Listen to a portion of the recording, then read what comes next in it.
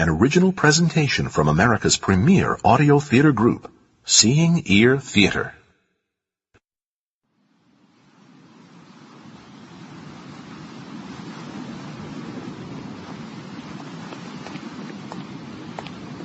Damn Martian atmosphere. Well, put your breathing filter on, Yamagata, and come on. Oh, yeah. No, it's this way. It's in the street of those who prepare nourishment in ovens. I've never been in this part of the old city, Inspector Gregg. Well, not much call for us Earthmen to come down here. Martians may trade with us, but they do resent us all the same. Well, I can't say I'm too fond of the feathered beasts. The noises they make, their stinginess, the way they always seem to be staring at you. Oh, they do worse than stare. They varkle. Anyway, you do well enough in port fees from all the trading that goes through Phobos. Which will all come to an end if we don't here get it is. Its nest is here at the top of this ladder. Come on, start climbing. So what makes you think this Martian will help us? Oh, all I say is God help us all if he doesn't. Oh, here we are. I'll ring. Now, don't be surprised at anything you see, Yamagata. He's an odd bird. All Martians are damn birds, Inspector. Nothing surprises me. Well, of course, but this Martian is... Ah! My dear Inspector Gregg! Oh, hello, Psylocke. But he's dressed like... An unexpected pleasure. I haven't seen you since the adventures of the illustrious Kark! Look! Do come in, and you too, sir. Psylocke, may I present Mr. Yamagata, Director of the Treaty Port on Moon Phobos. This is Psylocke, the greatest private investigator on Mars. But he's dressed like... An honor, Mr. Yamagata. Sit down, gentlemen, sit down.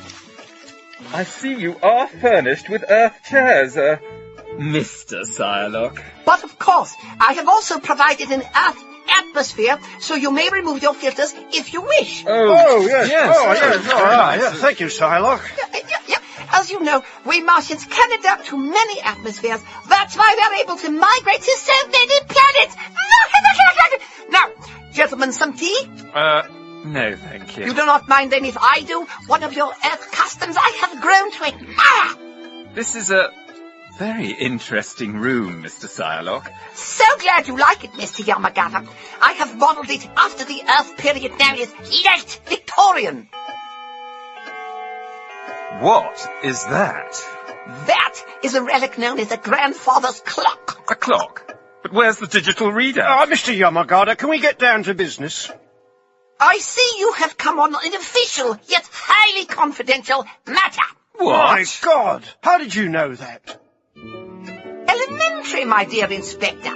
Your manner is most agitated, and I know nothing but a crisis of the most extraordinary kind would cause that. Yes, Mr. Psylocke. It's confidential, all right. This thing could blow the solar system apart. If you can solve this, you can name your own fee. Indeed, Mr. Yamagata. Capital T. But first, Psylocke, I must ask, as a Martian, how do you feel about us Earthlings? I have none of the traditional Martian prejudices, Inspector. It is the brain that counts, not whether it is covered by feathers or hair or bony plates. That's not good enough. You know damn well that Yamagata. Psylocke, you know that some Martians do resent us.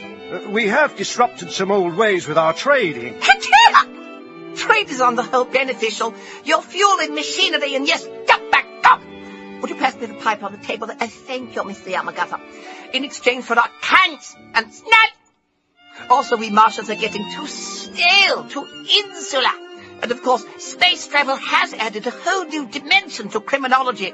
It was through your Earth literature that I learned of the greatest detective in the history of the universe, one who I acknowledge as my inspiration and model. That's what was bothering me. You're dressed up like Sherlock Holmes. The best and wisest human I have ever known. Of course, I did not know him, for he lived over 5,000 Earth years ago. What? But Sherlock Holmes, he never actually... Yamagata, let's stick to the business at hand, shall we? Psylocke, will you help us? And keep quiet about something that could provoke your planetary federation into kicking us off Phobos. I make no promises yet, Inspector Gregg. Oh, Psylocke. No promises, Inspector! Not until I hear the problem. Oh, damn. All right, we'll have to take the chance. You know about the Martian crown jewels. Brought with us when we colonized this planet 1,586 Earth years ago. They were lent to Earth for exhibits and scientific study, were they not? After years of negotiation, there's no more priceless relic on all Mars. So, they have been stolen? Psylocke! But, my dear Inspector, what else can it be? Hand me my flint steel, thank you.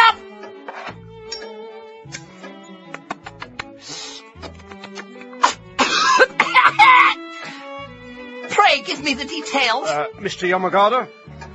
2 days ago, an unmanned robot ship, the Jane Brackney, was coming into Phobos.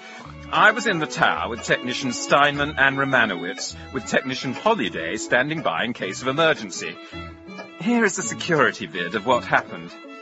You do have a viewer. But of course, my dear sir.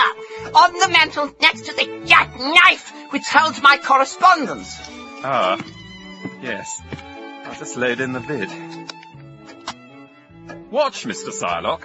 I know, it was just at the end of my shift. Distance, Steinman. Just entering Phobos' gravitational pull, Mr. Yamagata. Romanowitz, velocity. Ahead half. Rotation starting in 30 seconds. Rotation, Mr. Yamagata. The robot ships begin a slow rotation, Mr. Psylocke, to get into position for the docking magnets. Watch. Who the hell? See who that is, Holiday. Right, Mr. Yamagata. Nobody allowed in here during a landing. Police? Inspector Gregg, what's the matter? Nothing, I hope. But the Jane Brackney is carrying a very unusual cargo. The Martian crown jewels. What?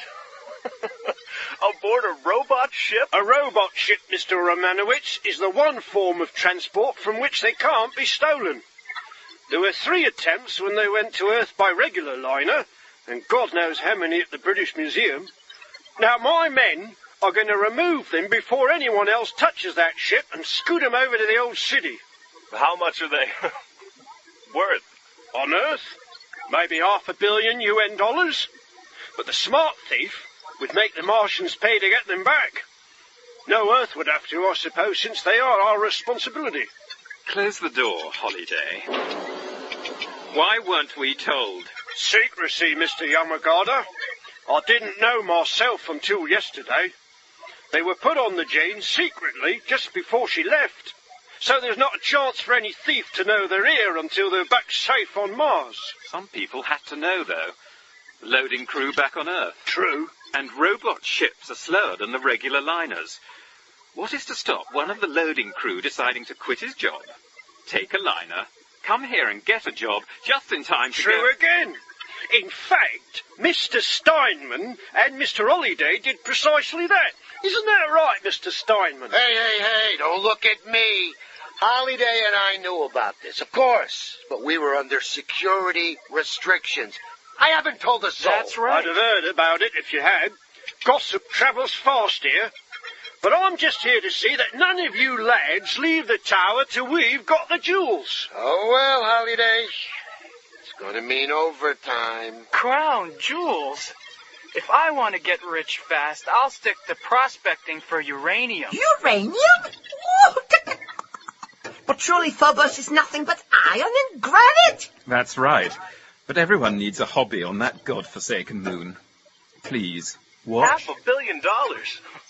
You know, Inspector, I'm tempted to go after the jewels myself. I wouldn't advise it, Mr. Romanowitz. Stations, everybody. Here she comes. Please stand back, Inspector. Trajectory 50 degrees true. Rotation complete. Velocity slowing. Docking magnets engaged. All green. All green. Docking complete. Radiation check. Radiation normal.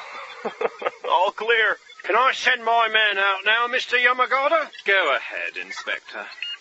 Officer Yabara, are you there? Ready, Inspector. Head on out. Right, Inspector. I am now climbing up the outer grid. I am approaching the hatch.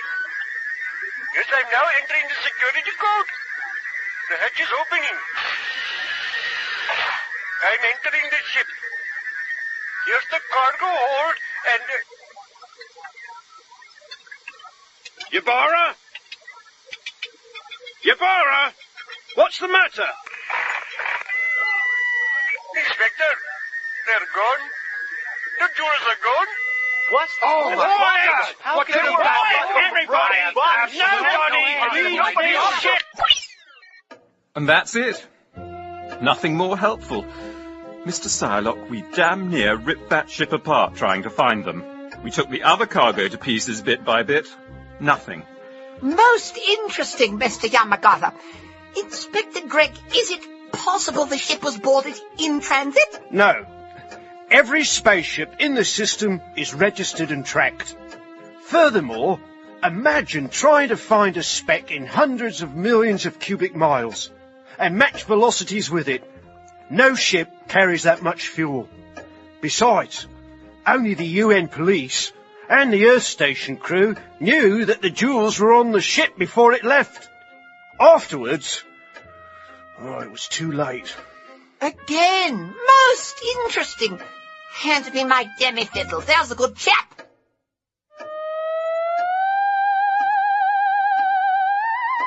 Psylocke, will you stop playing that damn fiddle and listen? I've put all of Phobos on embargo. No one but Yamagata and myself has been in or out of the settlement since the theft. If this gets out, you can guess the results. Interplanetary political suicide.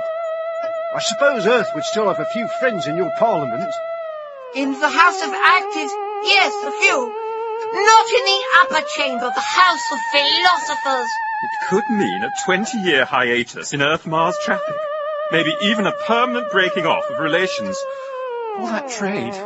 Gone. Mr. Psylocke, you must help find those stones. Damn it, Psylocke, will you stop that playing? Gentlemen, I fear I shall have to visit Phobos in person. There are too many unknowns for analysis, and it is never well to theorize before all the data is collected. Let me get my stick, pipe, and tear-stacker cap, and we're off. And thank you, gentlemen. Life was becoming infernally dull. As your great Earth detective would have said, the game's afoot. More like a claw. And a very big game it is, too.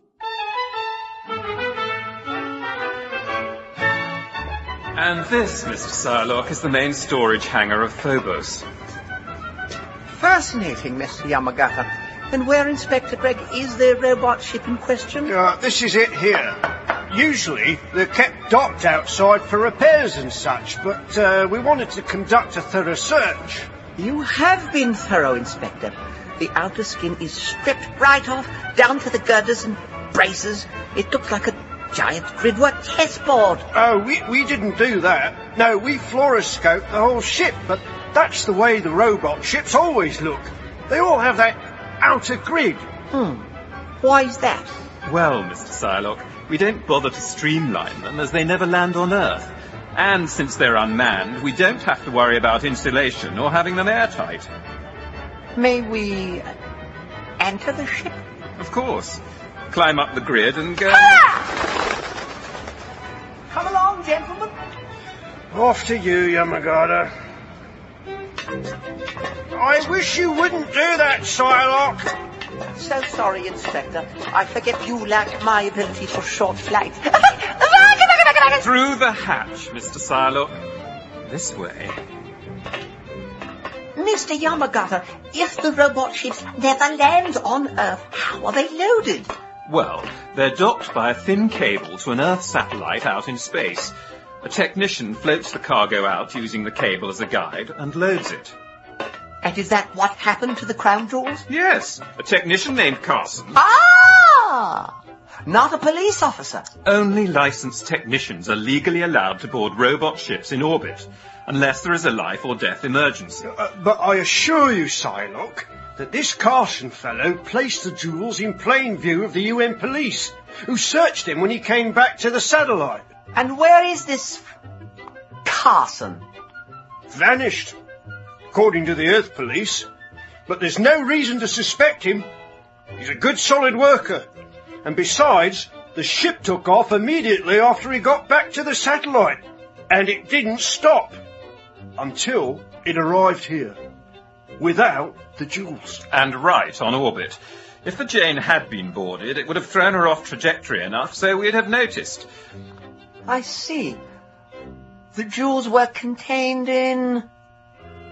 A box, 6 inches high, 6 wide, and a foot long, which was placed in this cargo hold here. No signs of tampering, and there is no doubt that the jewels were in the box when this man Carson placed them in the ship? No doubt. 4 UN chief inspectors were involved, completely above suspicion. When I sent word back of the theft, they insisted on having their own quarters searched, and they volunteered to go under mine scope. And your own place on Phobos? Oh, same thing, myself included, and I've had every room and tunnel and warehouse in the area searched. Of course, I can't tell anybody why. That is all I need here. Let us go. You know, the merchants and shippers are starting to complain, Inspector. You can't keep this embargo in place forever. Oh, damn it, Yamagata, I know that. So we have a time limit. Do you know, this is a fascinating variation on the old locked room mystery. A robot ship in transit is a locked room in the most classic sense. Oh, locked room be damned. I'd like to put everybody on Phobos under SCOP. But the law says unless a suspect volunteers... Quite so, Inspector. One should have the privacy of one's own skull inviolate, and it would make the investigation unbearably crude. Well, crude or not, I want that box of jewels back, safe and sound. Here we are. Oh, Psylocke! So sorry, Inspector. Again, I forget you are featherless. Come on, Yamagata. Oh, so far it's a hopeless case. Tut, tut. Impatience has been the ruin of many a promising young police officer, as my spiritual ancestor once pointed out to a Scotland Yard man who, may even have been your physical ancestor. And now I think it is time to interview the 2 men who knew of the jewel's presence aboard the Jane. Steinman and Holiday. They're in the security office. This way, Mr. Psylocke. Mr. Psylocke. I am sorry, gentlemen, but I'm still struck by how strongly the gridwork on that robot ship's exterior resembles a chessboard. Marvelous game chess. The game of the mind.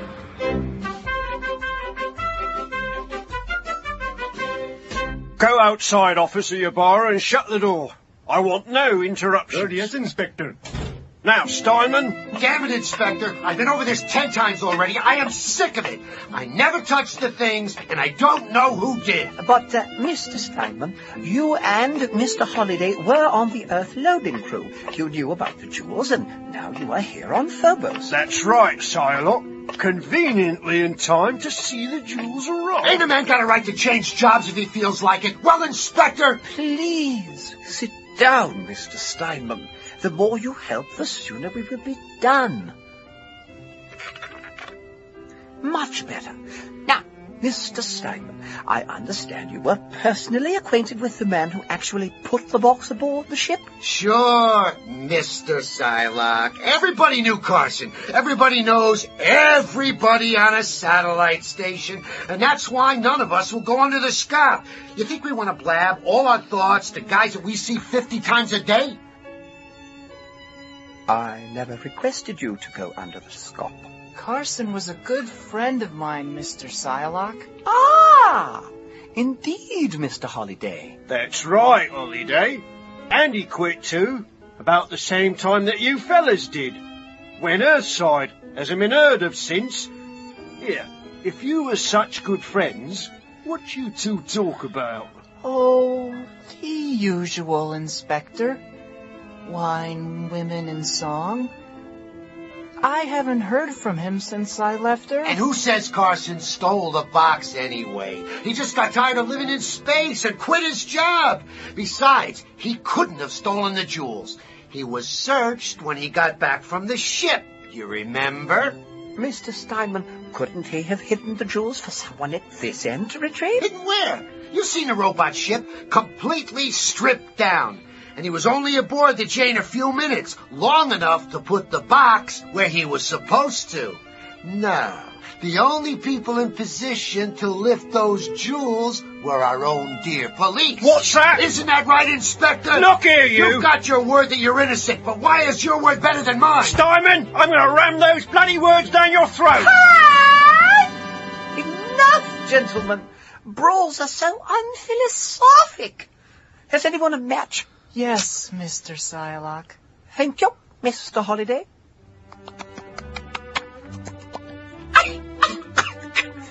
Now, has anyone perhaps a theory? I am open to all ideas. Yes, Mr. Psylocke. I have one. Yes, Mr. Holliday. Only, if I'm right, you'll never see those jewels again. What did I just hear you say?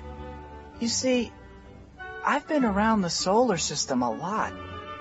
It's lonesome out in space.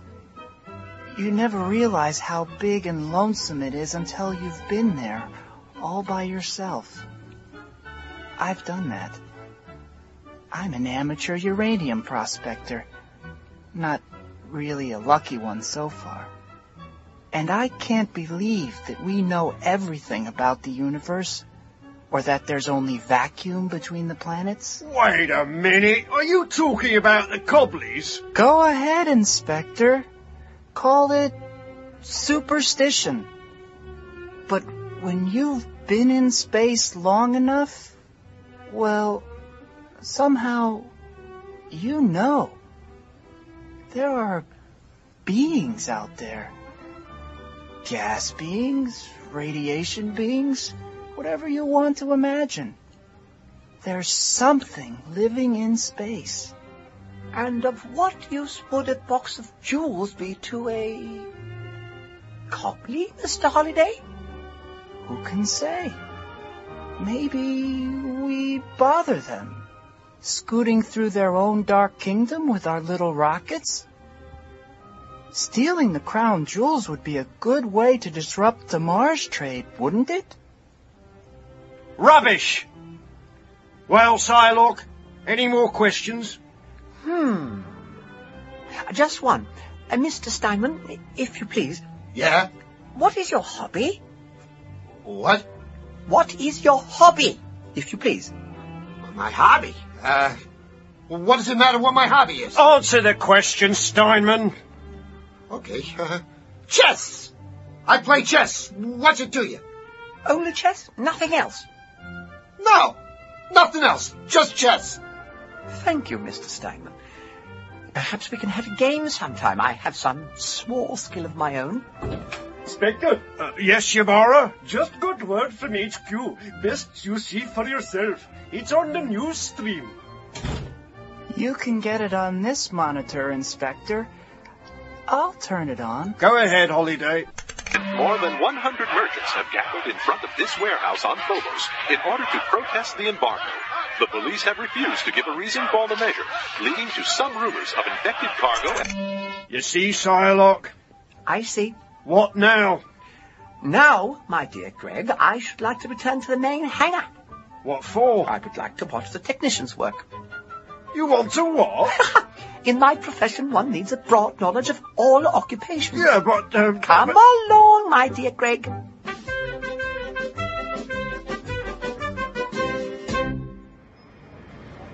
Tell me, Mr. Yamagata, what ship is that docked out there? That's the Kim Brackney, Mr. Psylocke, just in from Earth. It's being unloaded. You know, Inspector, you are going to have to lift the embargo soon. You've heard about the protests.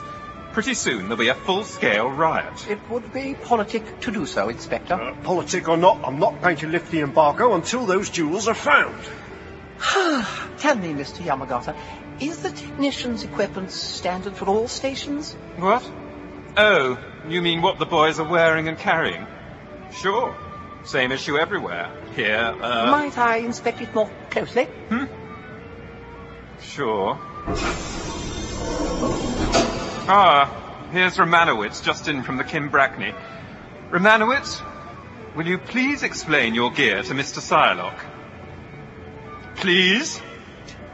I'll be in my office if you need anything, gentlemen. Sure. Just let me get my helmet off. There. You are Romanowitz, the third technician in the control tower when the Jane Brackney docked. I believe I saw you in the security bit of the incident. That's right. Please explain the workings of the various pieces of equipment you have here. Sure. Regular life support suit here, reinforced at the seams.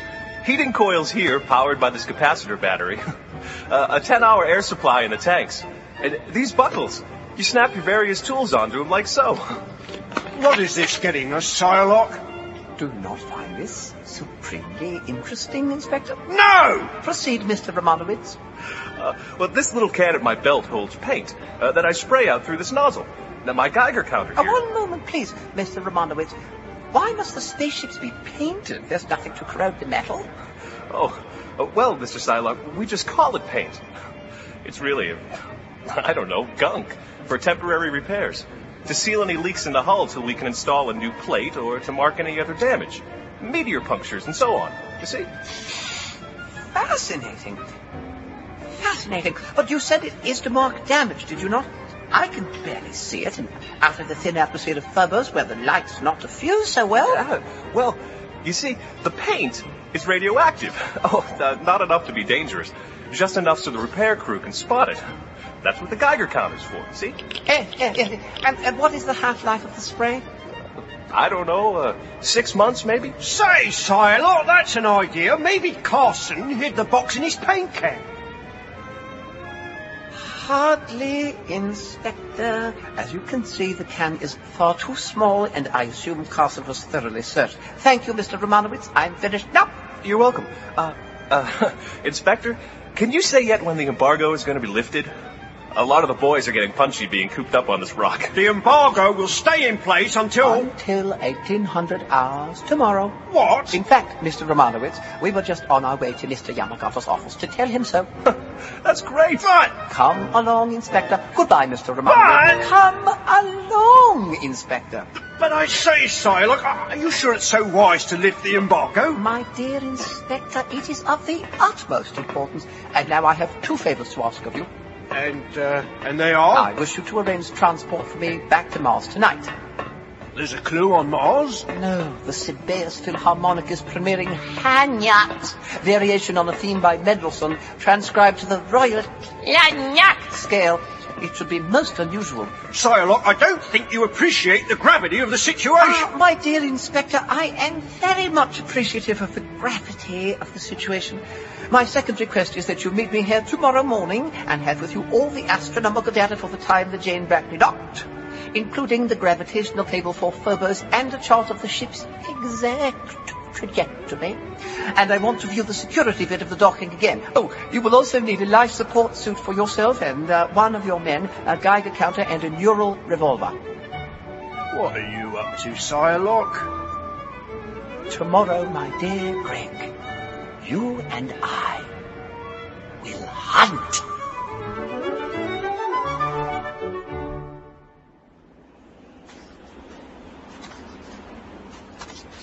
I'll never get used to this lunar landscape, Psylocke.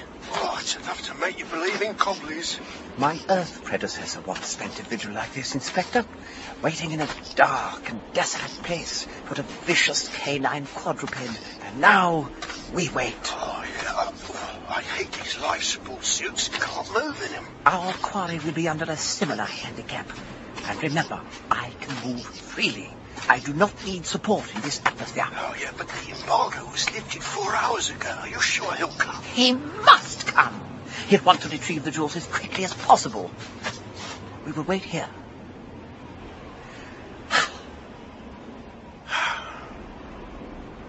What? Anyway, Silo... Go ahead, Inspector. Oh, thank you. You were certainly right about the box of tools, thank heaven. Lying there among the rocks, just like another piece of space debris, exactly where you said it would be. Given the position of the robot's ship's entry into Phobos' gravitational field, and the speed and direction of its rotation, it's quite a simple deduction. Yes, but how did you figure it out? Elementary, my dear Greg. When you eliminate the impossible, whatever remains, however improbable, must be the truth. And since we knew the jewels were not in the ship, and there was no way they could have been taken off the ship, it became obvious that they must be on the ship. Literally. Correct.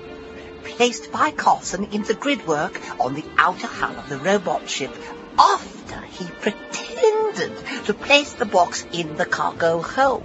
It was the work of but a few seconds. And he placed it on the side away from the Earth station so no one would see. Exactly.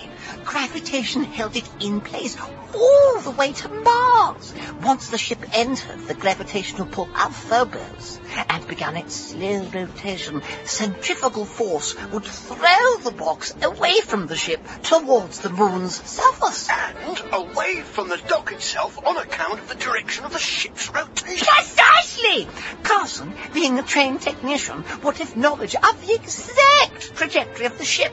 And being a technician, he would be equipped with radioactive paint spray, allowing him to mark the box so that his accomplice on Phobos could find it easily. What I don't understand is why you were so interested in Steinman's hobby being chess. It was not that his hobby was chess. It was that chess was his hobby.